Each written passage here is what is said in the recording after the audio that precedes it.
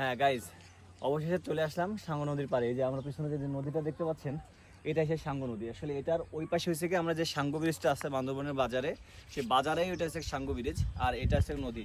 এই নদীটা আসলে অনেক সুন্দর ভাই, আপনাদের যদি না আসেন আপনারা আসলে আমি বলে বোঝাইতে পারবো না। আপনি দেখেন এখানে অবস্থা, দেখেন যে পাহাড়গুলো, এটা কিন্তু আসলে মাটি না, এটা আসলে অরিজিনাল জেনুইন একটা পাথর।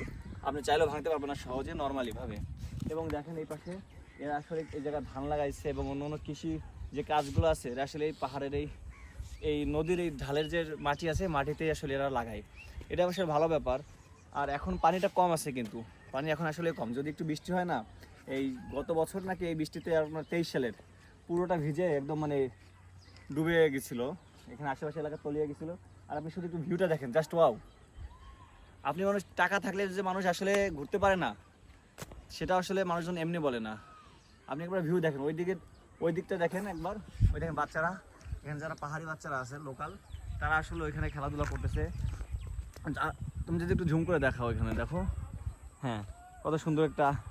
আর ওইদিকে ওরা যে ধোয়া উঠতেছে আসলে এটা মেঘ না, ওইটা হলো ওরা ধূপ জ্বালাইছে। ওদের আসলে আছে, গরু বাছুর আছে, এই জন্য আসলে ধূপ জ্বালাইছে।